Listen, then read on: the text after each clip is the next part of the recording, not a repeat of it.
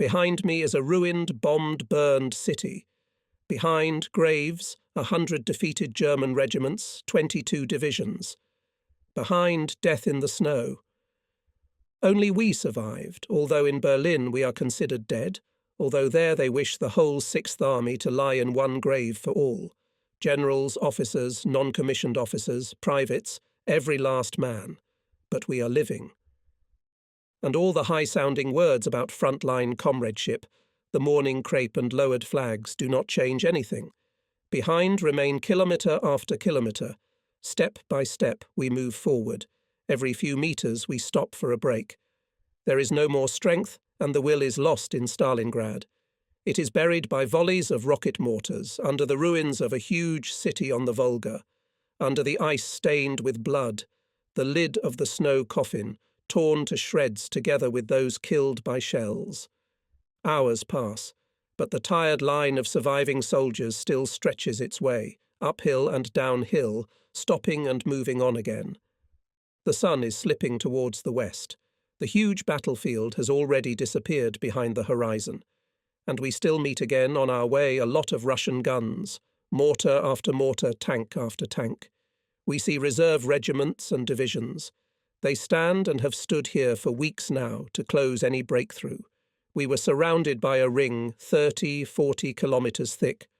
Our battle group alone was opposed by 120 rocket mortars, and we didn't have a single gun, but we had infirmaries, dressing stations, cemeteries and gravediggers. It darkens my eyes when I think that the enemy was able to strike an even more powerful blow. Now we see it for ourselves, and we realise the war is lost. Where the Volga makes its last bend to the east lies the town of Krasnoarmysk. On its hilly western edge are barracks surrounded by dense rows of barbed wire. 6 watchtowers with machine guns and powerful searchlights. It is not allowed to come close to the fence. In the first days of February 1943, the barracks are overcrowded. The surviving soldiers and officers of the Sixth Army are stuffed here like herrings in a barrel.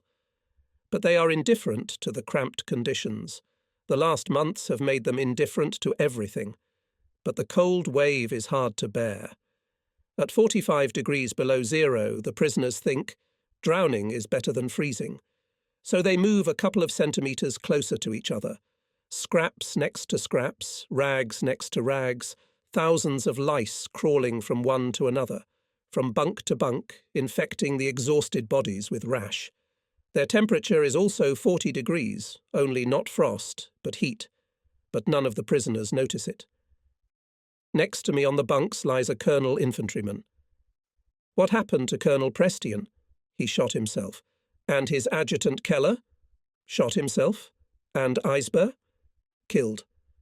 Do you know anything about the general in command of the 371st? Yeah, shot himself. Why? Why, indeed. After a week, it's getting a little more spacious. A lot of the men who were lying next to us are resting outside. It's because of rash, dysentery, loss of resistance. For about 70 days, we had almost no food. And now people die of hunger with a piece of bread and sausage in their hand. The body doesn't accept anything. Doctors shake their heads and open the next one. The autopsy shows narrowing and antiperistalsis of the intestines and stomach. They cannot fulfill their functions. 90% of all prisoners went to the camp with high fever. Despite the most careful care, many of them can no longer be saved. Russian doctors are fighting for everyone's life. Nurses sit by the bedsides day and night. They do everything they can, sparing no effort and even their own lives, for many of them become infected and in a few days repeat the path of their patients. One of the prisoners, while opening a tin can, cut his left hand. 3 drops of blood came out of the wound. That's enough. The injured man lies down on his bunk. 5 minutes later, he dies. Hunger psychosis takes hold despite regular meals. We have lost the measure of all things. We fear dying of exhaustion if we don't eat something every half hour. It creates a feeling of unquenchable hunger. It's been 2 weeks. We don't know exactly. It doesn't interest us. The daily routine is simple. Sleep, nap, eat. And we go to squat in the courtyard. in the open air, where telephone wires buzz from the frost and sentries beat their feet. We all have diarrhea. 2 of the prisoners have already been driven away by the sentries with shots from the fence they've gotten too close to for privacy from the others. We got bullets in the head often enough, but in the arse, it's no use at all. One day, an elegant limousine pulls up outside the barracks. A colonel in a half-fur coat and an elderly woman get out of it and head for the camp commandant. The barometer of our bunk atmosphere rises immediately. In a few minutes, the most incredible rumours begin to circulate. Minutes of tense waiting pass. And already the colonel, with a woman dressed in black, is standing at our bunk. He addresses us with words of friendly greeting. "Good day, gentlemen." Then he sits down on a rickety stool. While he lights a cigarette, everyone stares at it avidly. Then he hands out a 3/4 full packet. This is no longer a matter of politeness, no respect for rank and file.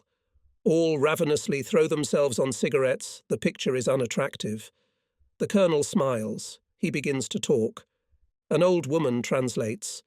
"Gentlemen, I've come to tell you that you're going to Moscow today." "We don't need this, Mr. Colonel."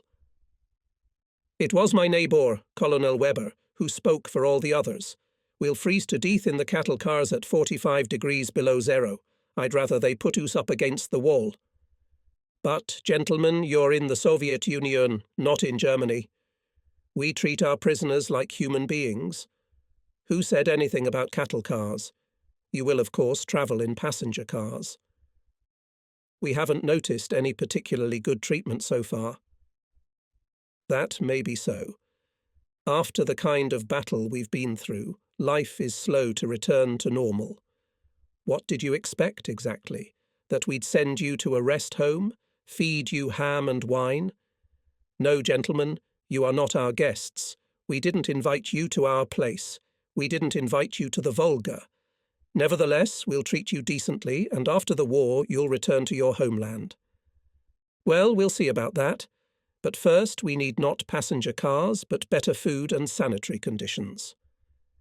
We can't offer you anything else. Everything here has been destroyed and devastated by your own hand.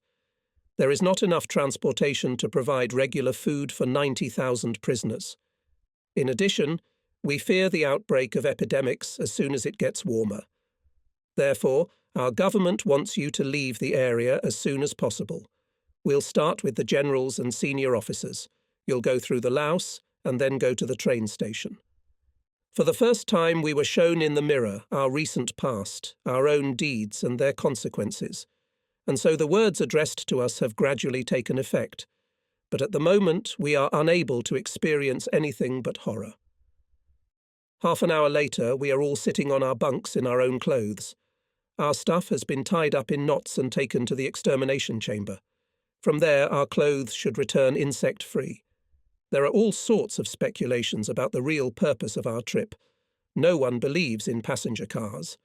Already the command, "Get out," is heard, and we are still just getting our miserable rags. We hastily pull them on our emaciated bodies.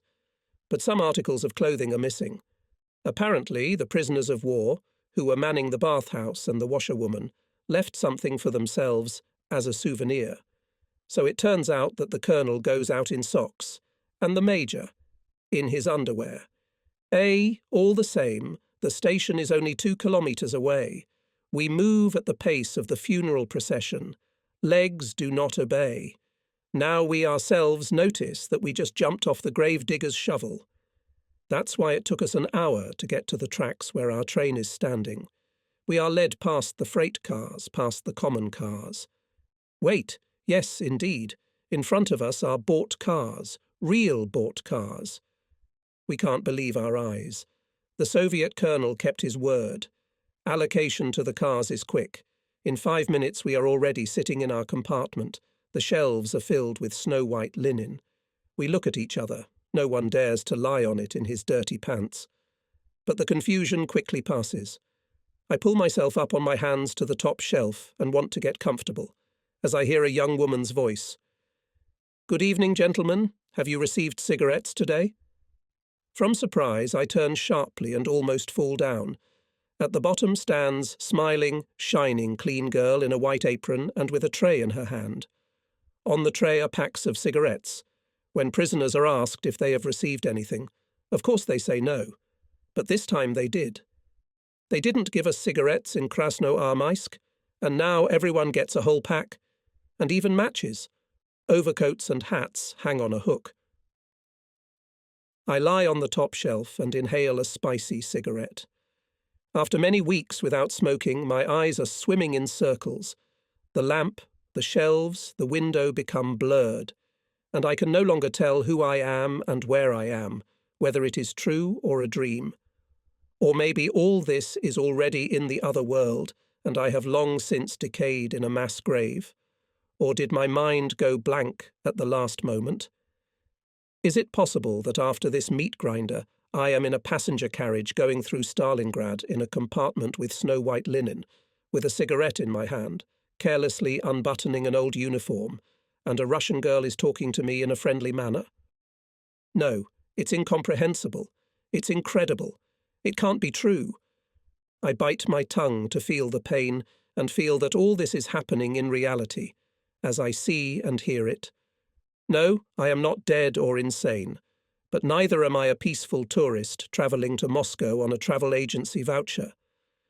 I am only a prisoner of war being treated unexpectedly well. That evening my compartment mates and I never cease to be amazed. We are provided with bread and lard, meat, sausage, fish, sugar, given spoons and forks, and everyone is even given a bar of toilet soap. We just don't know where to put these riches. You can't deny that our spirits have lifted. Just a few hours ago we were sitting on our wooden bunks, thinking and fantasizing about what would happen to us, and waiting for another slice of bread. No wonder our barometer didn't point to changeover then. No one could tell us what the future would bring. True, even now no one can tell us that, but the feeling of constraint, the feeling that in any situation you are looked at only as an enemy, as a shot predator, from which even in the cage you cannot take your eyes off. Gone was the feeling of fear that we would have to answer for all the Nazi atrocities, for things we only knew about by hearsay, the feeling of guilt that we never did anything against it. Now all of that has somehow receded into the background.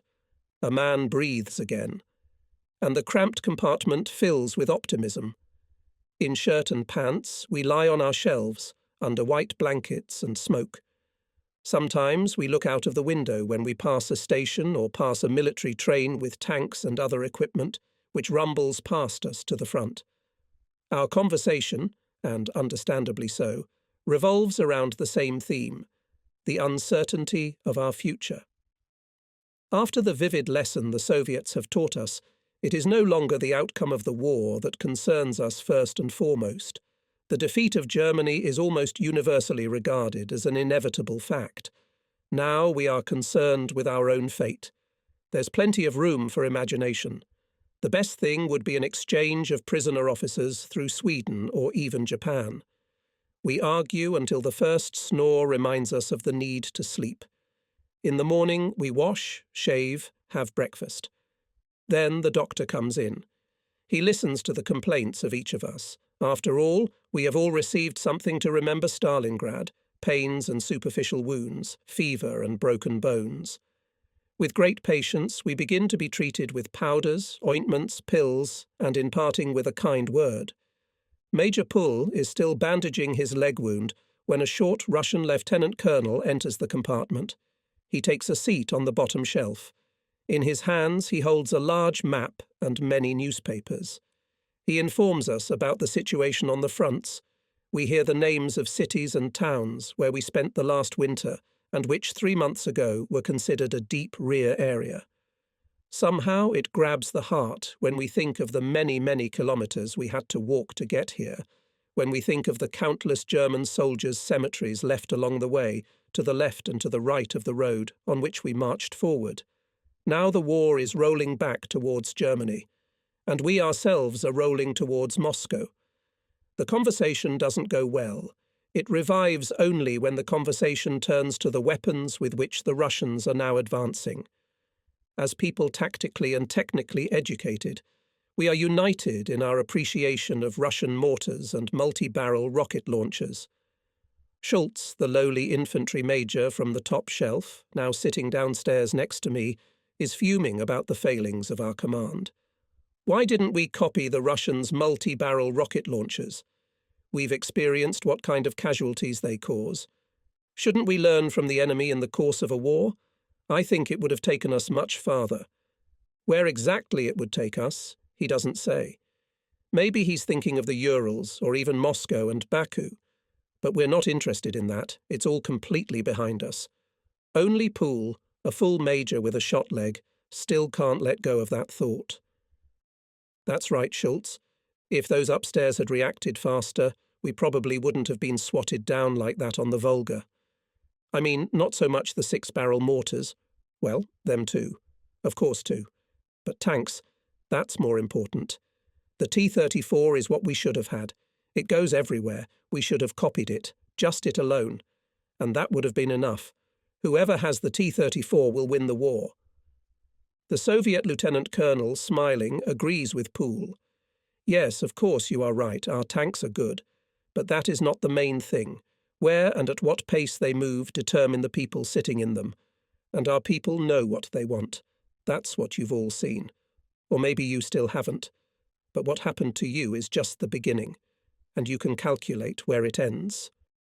Regular meals, medical care, and the Russian lieutenant colonel's information about the situation at the fronts, which we look forward to every time, and last but not least, plenty of sleep, become a normal daily routine to which we quickly get used to.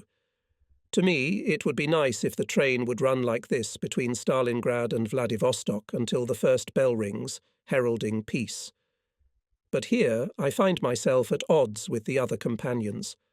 Sufficient food turns the war-weary and life-weary officers into a group of people who, although glad to have got out of the mass grave on the Volga and can breathe a sigh of relief, but each of whom again begins to show his own understanding of things, character, upbringing, and temperament, and so sharply that the first cracks in the monolith of our common destiny are already becoming visible. Some people consider every truck they see as American, provided by Lend-Lease, and praise it as a technical miracle, while others bow before the Red Star. If Major Poole finds no words to express his gratitude for the treatment of his gunshot wound, his vis-à-vis considers every visit by the train doctor a clever propaganda stunt.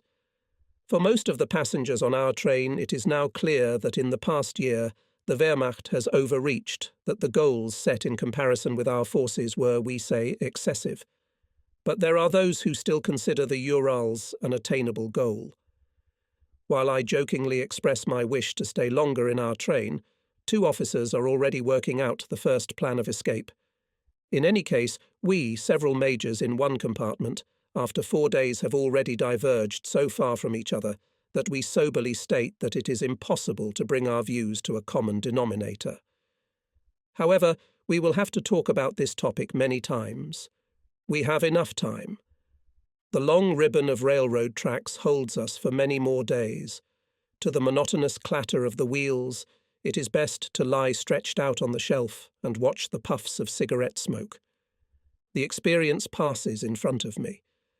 Quickly and vaguely, the former years, slowly and with sharp contours, the last months, encirclement, resistance, the last cartridge, and the last blow, from which I could not defend myself. Yes, it is almost a miracle that I managed to escape alive from the cauldron of death. But it is also amazing that we all resisted so long and so unitedly. It's doubly amazing when I look at my compartment mates. No, I have nothing against them personally, against their thoughts, against known variance in perception and understanding of things. Everyone has his own head on his shoulders. But we have so little in common in our goals and desires that one can't help but begin to doubt whether this much lauded frontline comradeship exists at all. You begin to think deeper and remember the mercenary soldiers of Frundsberg and Wallenstein, and then you ask yourself a question. What, in fact, binds the officer and the soldier who gives the order? Is it only the oath taken jointly? No, because they swore allegiance to one single person, Hitler, and not to the people. This alone demanded the expression of their own point of view, and led to the emergence of different opinions and even opposition, because everyone put a different meaning into the oath. But then came the successes in Poland, in the north and west of Europe. Many hundreds of kilometres were left behind. The officers had travelled together with the soldiers, and, looking at each other, they knew that each of them at the same time was drenched in sweat, trembling and cursing when they made a rush, fired, sought shelter. It brought them closer together. Someone said the word comradeship. It was taken up by a chorus of voices, and soon it was heard from all the loudspeakers, printed in bold type in all the newspapers. But everyone understood it differently because there was no common purpose. If you look through the book of German history, such a common goal can be found as an exception only in those battles in which the struggle was for the freedom of entire peoples. That is why the names of Arminius, Prince Eugene of Savoy, and Blücher have not faded down to our days. A whole bunch of writers had a hand in twisting concepts after the First World War. And they succeeded, there's no denying it. A drop is a stone. That's why we perceived the war as a baptism of steel, according to Junger's template, and frontline camaraderie, according to Dwinger's template. All our experiences were normalized, and we ourselves were not conscious of it. More than that, we forcibly squeezed the stubborn reality into the school form of our perceptions. We gave our soldiers a fake coin and told them it was gold. But we ourselves believed what we said, and we were generally regarded as honest brokers. And yet I should long ago have wondered about the meaning of this much-vaunted frontline comradeship. I was reminded of my first commander of the war years. I served under him in 1939. He was a man of strict rules. In a morally scanty atmosphere, he tried to preserve his moral character and firmly held in his hands the reins of education of officers. Here are 10 vices of which he reminded us day after day, striving to exterminate them at any cost. Drunkenness, gluttony, smoking, negligence, love of full women, self-enrichment, self-aggrandizement, deification of Ika, dreaming of vacations and driving on the left. We laughed at it at the time, thought his rebekies were exaggerated, and the whole thing was a crank. But it was more than a fad. On the one hand, there was a grain of truth in his words, and on the other hand, they could at least serve as a reason to talk about comradeship. After all, soldiers and officers of all ranks reduced the concept of comradeship to a dozen beers, an organised suckling pig, and a pack of cigarettes shared by all. They called themselves camarades, but in reality they were at best team players, always ready to elbow their way in when it came to their personal gain, their careers, or the second half of the 10 Commandments. But the faithful old camaraderie was poetized by the court Odo writers and war correspondents, for which they had enough of such expressions as, "Paul, you shoot and I'll jump," the chorus of "Hurrah!" in honour of the supreme commander of the Wehrmacht and the field bivouac on the rocks, to top it all off with a couple of sentimental soldier songs.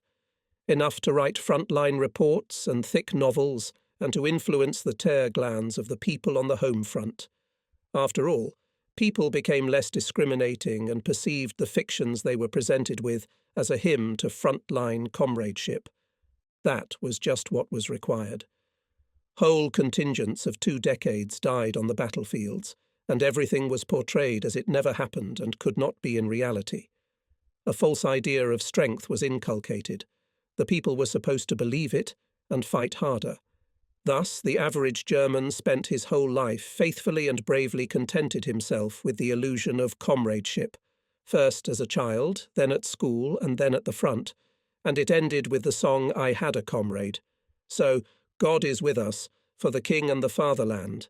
God is with us, for the Führer, the people, and the Reich.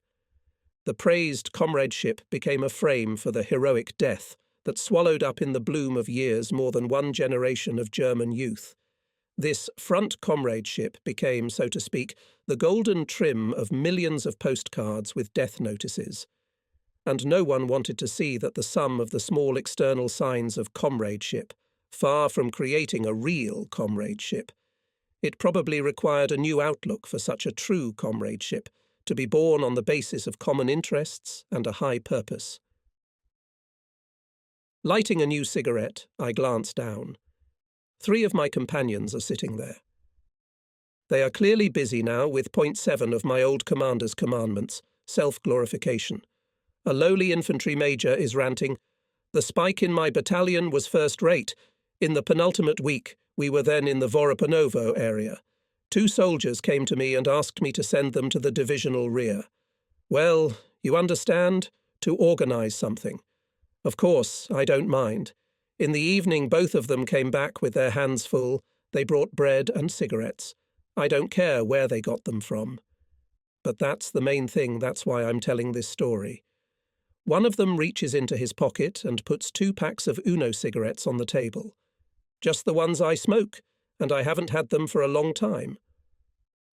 Can you imagine, in our position at the time? Gentlemen, I must admit I was truly touched. Isn't this the kind of camaraderie you read about in books? You won't find it anywhere else. It's been a week since we left. The train is still going through white steppes, through snow-covered forests. Telegraph poles flicker. Towns and villages are left behind. The train stops only occasionally. Our compartment became calmer. Conversations in the neutral zone between the collapsed front of the recent past and the barbed wire of the near future became silent. We stopped just stringing together days and events. It's time to reflect on your own place in this battle, to realize what you did right or wrong and what justified it.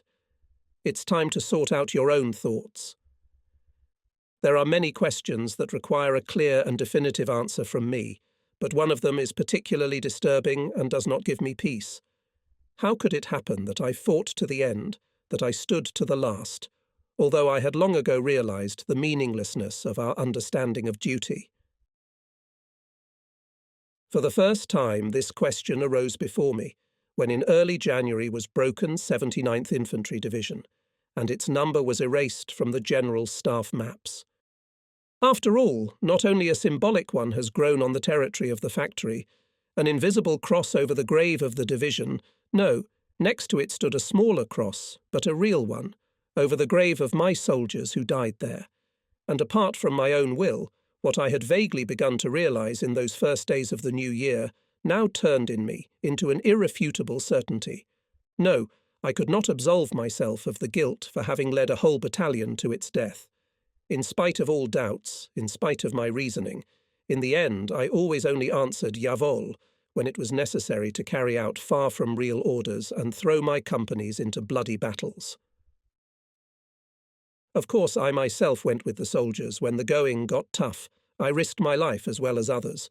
But I set an example for them, and it was fatal for 700 of them. Look what a dashing officer I am. Where I am, there is victory. Where I am, there is a banner around which you must rally. And they followed me. Everyone in Stalingrad followed someone. Paulus. For OKH, generals. For his army commander, I. For my division commander, and the soldiers. For me. They followed me from position to position, from shop to shop, until from a strong battalion was not left a pitiful handful. They were driven to fight. They were driven to die. And I too am guilty of that, as was my division commander. Maybe not to such an extent, but the 700 dead and maimed look at me as soon as I close my eyes. They ask, "And you?" We all looked up to you. You ordered us where to go, you were with us, and you cannot hide from us for nothing, as if there was never a Red October. What do I say to them? To them and to myself? All I can say weighs little. Compared to the 700 dead and maimed, it is nothing. Yes, from the very beginning I stood for the breakthrough, tried to convince the general, but this does not absolve me of guilt. It's all just words. I had to act. But how? The engineer battalion was the least suitable. Forever attached to other units, for days and weeks, subordinated to other commanders, divided into groups and teams. It practically found itself concentrated in my hands only when we attacked in its entirety or occupied the defence, as it was on the territory of the factory. But the thought of rebelling against the order did not occur to me then. But it could not have occurred to me at that time, for despite some doubts, I had been chasing victory only 3 months before. And then it was too late for our battalion. After Christmas, only infantry could have stopped a battle that had become hopeless. But it didn't. Its commanders persisted in their obedience, as if there were nothing more natural in the world than to make whole regiments bleed to death without even asking the meaning of the sacrifice. Deprived of a sense of responsibility, the officers have become the instruments of a blind force of self-destruction. But would I have acted differently as an infantry commander? Probably not either.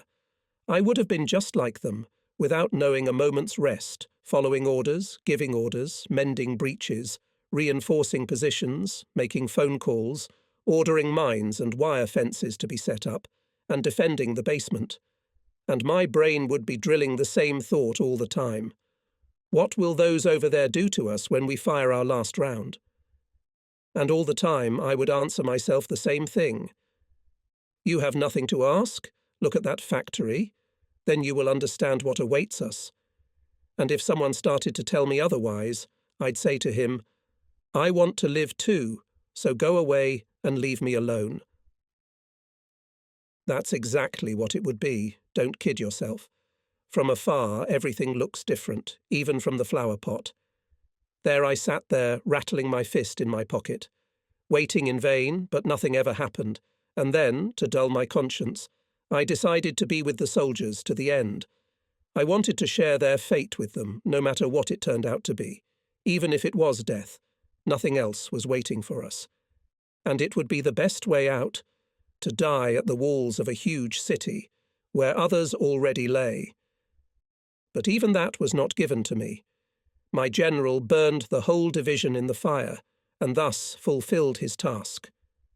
Disbandment of the defeated division was the logical consequence, and the end of the battle I had to endure together with shrapnel groups of foreign parts.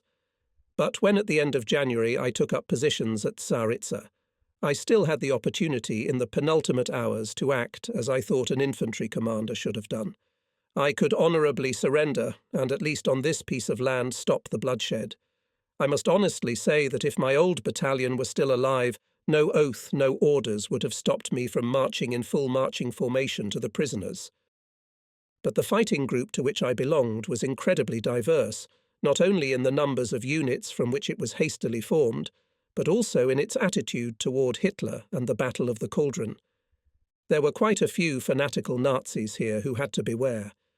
Hundreds of honest soldiers who had arbitrarily ended the war for themselves were already lying in the snow, shot for cowardice at the verdict of a court-martial. I did not want to be among them. My death would do no one any good.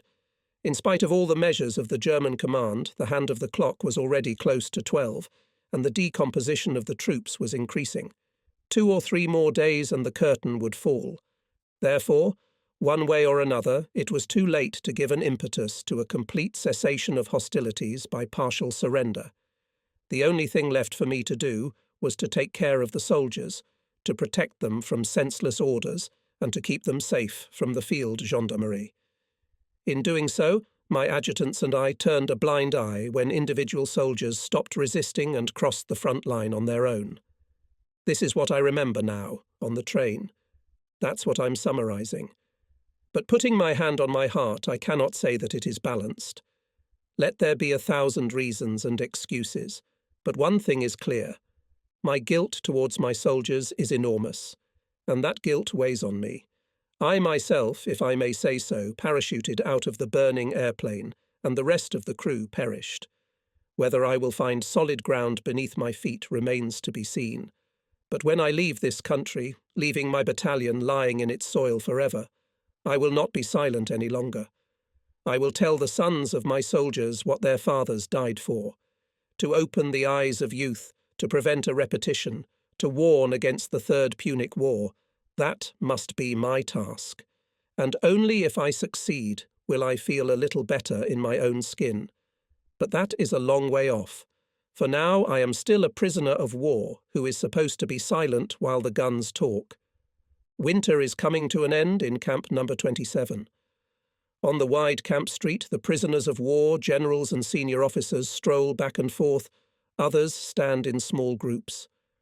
Although a good deal of time has passed since the surrender of the Sixth Army, Stalingrad is still the main topic of our conversations. In contrast to POWs from other parts of the Eastern Front, many officers of the Sixth Army have become fierce opponents of the Nazi regime. We were cured of empty phrases. After all, we had performed a somersault mortale from the trapeze under the circus dome. Most of us crashed in the fall, but the rest, including us, fell into the saving netting. Here in Krasnogorsk, a small town near Moscow, we rubbed our eyes, looking around, talking, reading, comparing, and taking up books and newspapers again. If the enormous scale and severity of the battle on the Volga changed the arithmetic of war, the new things that now surround us do the same with our personal multiplication table, with our consciousness. Freed from the heavy oppression of orders, thinking independently and looking at the most essential things, we are gradually becoming more and more aware of the bloody basis on which the whole system we have served so far rests. We are beginning to realize that we have been following the path that was to lead to the destruction of our fatherland. We now know where the Soviet Union got the strength to drive back the German invaders, but we have not yet come to any decision, to any action that would give us inner freedom. The oath is what ties our hands, though our minds are gradually becoming clearer. The oath is what shuts our mouths when we are summoned to barracks number 1. There we are interrogated. I sit again in the strict room opposite the officer. He treats me with exquisite politeness. I am offered coffee, cigarettes. We talk about Berlin and Paris, about the situation in Germany and my well-being, about God and the world, about the meaning of this war. The casual conversation is directed with secular dexterity in such a way that questions of a military nature are more and more insistently raised, but they are met with resistance. However, a few friendly words restore the interrupted thread of conversation. Political problems suddenly become the centre of attention, and I, a miserable prisoner of war, am again amazed at the education of my interlocutor. We smoke another cigarette and the conversation ends. "We'll see each other again," says the Soviet officer. "Perhaps by the next time you will remember what you could not remember today." And there you are again, standing on a camp street, thinking, comparing. And you mentally take your hat off to the intellectual flexibility of this man, who by the will of my government is my enemy. You marvel at his reading, his ability to see the interconnectedness of things. But in the end, some synthesis must emerge out of all this thinking and reasoning, out of contradictions and glimpses of realization, out of victory and defeat, out of false decisions, and out of the desire to prevent the ruin of Germany, out of what was done against one's own will, and out of one's own desires. Some complete, all-embracing clarity must come, which will include the individual right thoughts, and then some new path must open up on which we can embark. Before, we learned to risk our lives without asking what for. Now, in contrast to the past, we must give ourselves a clear answer to this question, which decides our destiny, and then show that, having clearly realized why, we are ready to spare our lives for a noble purpose. While we are indulging in these reflections, one day the officer on duty comes and reads us a long list of names. I'm on the list. "Come on, let's go," resounds around us, and 20 minutes later we are striding through the gatehouse, where we are once again checked in and checked out. Holding a reddish satchel in my hand, in which my miserable belongings are stowed, I board a large bus waiting for us at the camp gate. It quickly takes the prisoners to the railroad station.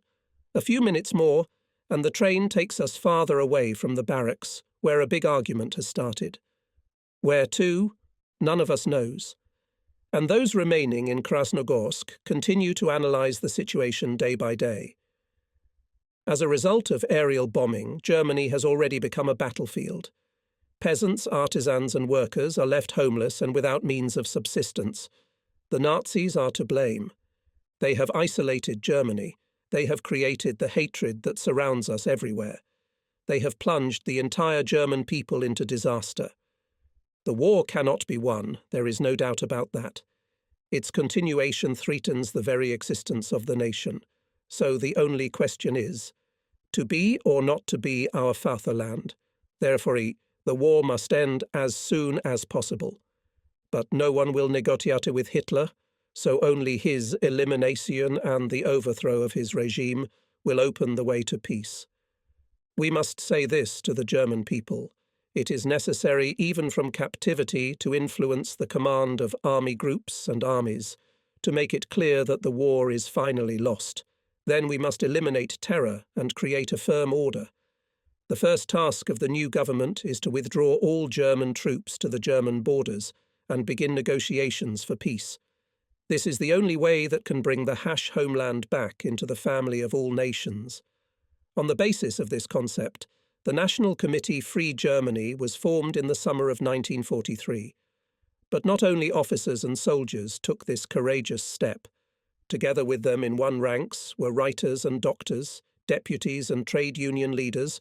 On their side were public figures whom Hitler had deprived of citizenship, outlawed, persecuted, and persecuted. They had been living in the Soviet Union for many years, but they continued to love their people, and in their hearts they had one desire, to return to the Germany of freedom. And so, putting aside all other contradictions, those who had sacrificed 10 years of their own lives in sacrifice to their convictions, and those who only now, after the bitterness of defeat, had gained insight, had regained consciousness, the ability to distinguish between good and evil, extended their hands to each other. All of them have one common noble goal. The initiators of the National Committee Free Germany have become the continuators of the traditions of German-Russian relations.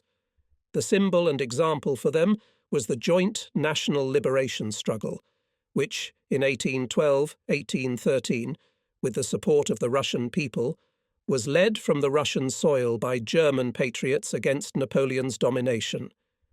These true patriots of Germany also appealed to the conscience of the German people through the heads of their official rulers. Recalling the glorious names of Baron von Stein, Arndt, Clausewitz and Yorck, the manifesto of the National Committee Free Germany proclaimed, "Like them, we will spare no effort and our lives to do everything to develop the liberation struggle of our people and accelerate the overthrow of Hitler. On the bank of the Kama River is the prisoner of war camp number 97. It houses the bulk of the officers taken prisoner in Stalingrad. There are 10,000 of them, and their ideological development is very different. Some of them have become stupid, embittered, silent, and interested in nothing. They feel sorry for themselves from morning till night. The most they can do is to tell old vulgar jokes, exchange cookery recipes, and tell each other autobiographies which should tell us what kind of a hero is sitting here in the prison camp.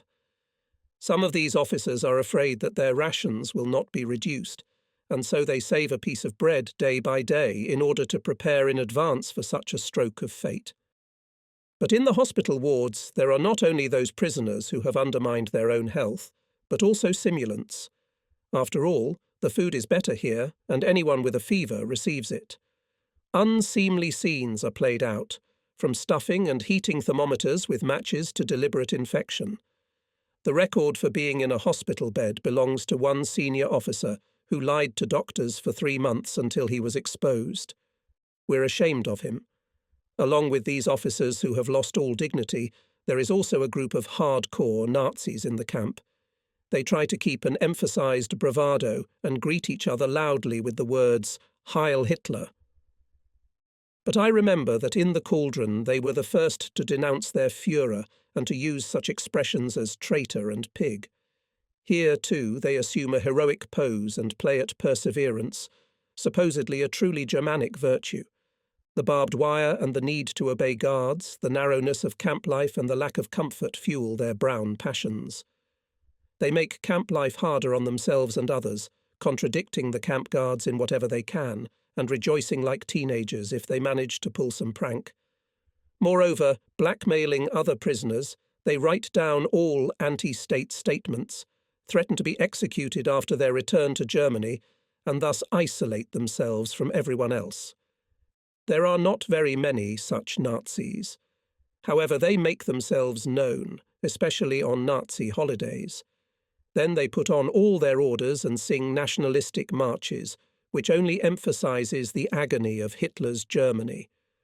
The contemptuous glances of such prisoners of war fall above all on the members of the anti-fascist activists, on those officers and soldiers who, even before Stalingrad, even before the formation of the National Committee in 1941, drew a line under the past and uncompromisingly opposed Hitler against war for peace. Among us prisoners of war, they are the vanguard, the intelligence, marching ahead of a huge marching column that is still just revising its ideological NZ. Of course, they are especially hated by the Prussians and others with swastikas. The atmosphere is heating up to the point where it seems that just a little more, and the murders by the verdict of the secret court, FEMA, will begin. I don't belong to any group yet. Together with others who have travelled the same path, I am striving to find the courage necessary to make a decision for myself. One of us must make a beginning, make a breakthrough while the fronts in the camp are not yet permanently entrenched. In the barracks and on the streets there is an argument over the last obstacles to making such a move. But how insignificant they are in comparison with the tremendous turn which has already been accomplished in my mind. The first members of the National Committee are going on a big trip. They are visiting all the camps to broaden the base of the movement and activate the bulk of the prisoners of war. The right step can only be taken by someone who has realized everything. Therefore, one has to fight for each one individually. In order to make the voice of the National Committee sound weighty, it must be sure that behind every appeal it makes to the German people stands firmly and unitedly the entire army of POWs. 4 German officers also arrive at our camp. The small delegation of the National Committee is headed by Major General Lattmann, who commanded the 14th Panzer Division in Stalingrad and is known to us as a brave commander. Everywhere he and other members of the delegation are warmly welcomed. But some behave with restraint, and some, just seeing the uniform of a German officer, immediately point out the light stain on his chest from a sporulated German eagle with a swastika. Such a consistent line is frightening above all to those who, cloaked in words of oath, want to wait it out when called upon to take a clear stand. Nevertheless, the great conversation that began back in Stalingrad, in Krasnogorsk, or here on the Kama continues, resuming depending on the platform on which everyone has already entered in the meantime. The discussion centres on the German war situation and moral questions. The conversation is open and relaxed, including the mission of the National Committee and the prospects for Germany. I am now ready to take the decisive step. I want to take part in the salvation of my people. But in spite of all that I have experienced, in spite of all that I have learned, in spite of all that I have realized over time, this decision has not come easily to me.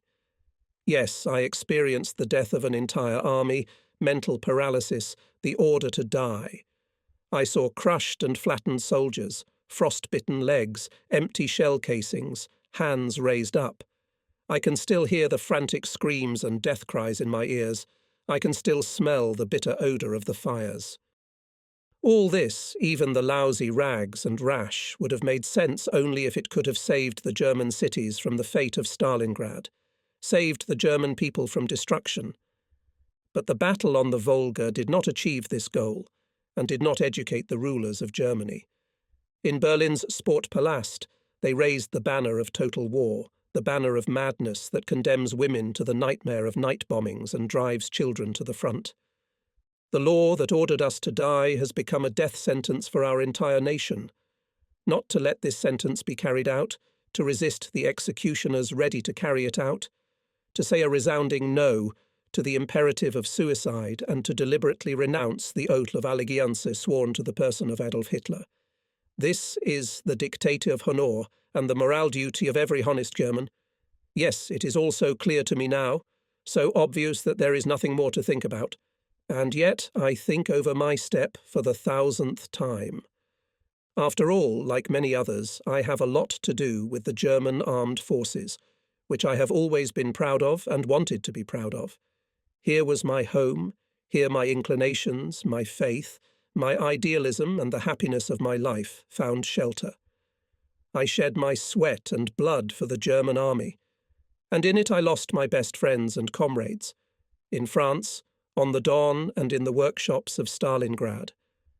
I do not want to feel shame neither before Wolfgang Kiel, nor before Oberfeldwebel Limbach, nor before many others. They died in battle, believing that they acted correctly, and knowing that I am with them. And now I must tell them that these battles brought trouble instead of happiness, that our courage served false purposes, that our lives were aimless. For that is what the step I want to take means. But it cannot be helped. I must take this path, I dare not. I have no right to persist in a lie if I have seen it. This is what the living demand of me, but even the dead could not wish that millions of other people should remain entangled in the web of lies and perish in it. Germany must live even after she has gone down the false path from which she must get off. And so I do the hardest thing a man can do. I cross out many years of my life with a bold cross, declare them meaningless, throw them into the dustbin of history. The motherland will understand me. It will still need me in the future, like others who have found the courage to realize their mistakes and start a new life. All my strength, all my experience, all that I have, I want to give in order to correct the mistakes of the past and to make my best contribution to the building of a new building of the German nation. On the third day, at the suggestion of a delegation of the National Committee Free Germany, a meeting was called in the camp. Almost all the officers come. Latman speaks of his motives for joining the National Committee. His words are convincing. The applause is stronger than I expected.